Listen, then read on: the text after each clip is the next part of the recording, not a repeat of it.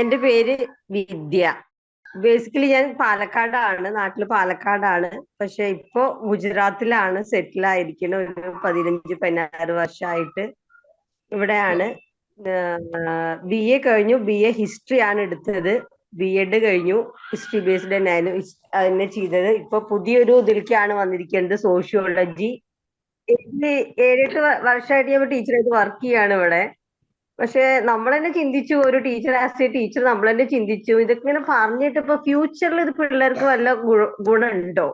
നമ്മൾ അപ്ലൈ ചെയ്യുന്നില്ലല്ലോ, ലൈഫിൽ നമ്മളിതൊന്നും അപ്ലൈ ചെയ്തിട്ടില്ലല്ലോ. ഇവരങ്ങനെ പറഞ്ഞു, അവരിങ്ങനെ പറഞ്ഞു.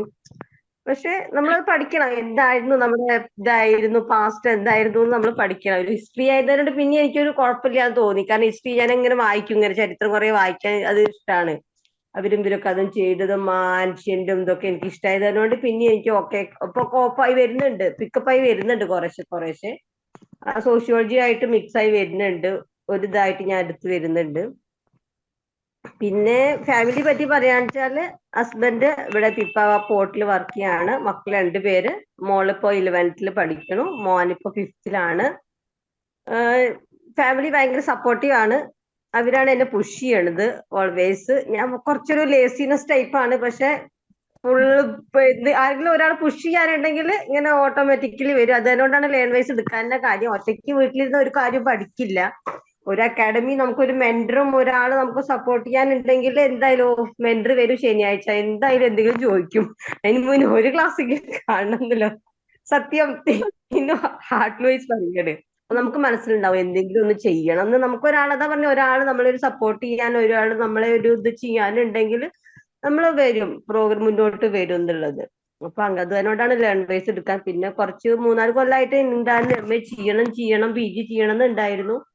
പക്ഷെ ഇവിടുത്തെ ഒരു അറ്റ്മോസ്ഫിയർ ഒരു റൂറൽ ഏരിയ ആയതുകൊണ്ട് നമുക്ക് അതിനുള്ള ഒരു ഇതില്ല. സിറ്റി ബേസ്ഡ് അല്ല അത്. രാജുല എന്ന് പറയും, ഞങ്ങൾ ഇരിക്കുന്ന സ്ഥലം രാജുല. അപ്പൊ അങ്ങനെ ഒരു ഇതാണ്, പോർട്ട് ഏരിയയാണ്.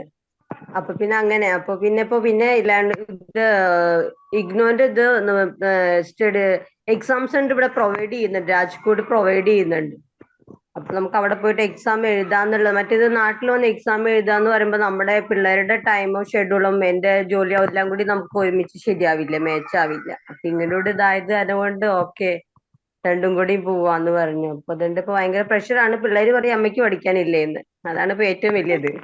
ഉണ്ടാതിരിക്കാൻ പറ്റില്ല. പിള്ളേരെ പഠിപ്പിക്കും, പിള്ളേര് ചോദിക്കും അമ്മയ്ക്കും പഠിക്കാനില്ലേന്ന്. അപ്പൊ രണ്ടുപേർക്കും പഠിക്കണം, എല്ലാവർക്കും പഠിക്കണം വീട്ടിൽ. അപ്പൊ അവർക്കും പഠിക്കണം, എനിക്കും പഠിക്കണം. അപ്പൊ അതൊരു നല്ലൊരു ഇതാണ്, നല്ല ന്യൂ എക്സ്പീരിയൻസ് ആണ് അത്. എല്ലാവർക്കും പഠിക്കാം, അതൊരു ടൈം കണ്ടെത്തുക, അതൊക്കെ. പിന്നെ ഒരു മെന്ററും കാര്യങ്ങളും ഉണ്ടാകുമ്പോ പിന്നെ അതിനേക്കാളും കൂടുതൽ പറഞ്ഞ പോലെ ഒറ്റയ്ക്ക് ആവുമ്പോൾ നമുക്കൊന്നും തോന്നത്തില്ല. ഇപ്പൊ പറഞ്ഞ പോലെ ആക്റ്റീവായിട്ട് 2-3 പേര് കോ പാർട്ട്നേഴ്സ്, സ്വപ്ന മാം, ജസീൻ എല്ലാവരും ഉണ്ടാവുമ്പോ എല്ലാവരെയും കാണുമ്പോഴും, പിന്നെ എല്ലാവരും പ്രോഗ്രാംസുകൾ വരുന്നുണ്ട്, ക്രിസ്മസ് പ്രോഗ്രാമും ഓരോന്നും, മന്തിന്റെ മീറ്റിംഗ് വരുന്നുണ്ട്. അപ്പൊ നമുക്കൊരു ക്ലാസ്മേറ്റ്സ് ഉണ്ട്, നമ്മൾ ഒറ്റയ്ക്കല്ല, നമുക്കൊരു ക്ലാസ്മേറ്റ്സ് ഉണ്ട് കൂടെ. അതാണ് ഏറ്റവും ബെറ്റർ അതിൽ കൂടുതൽ.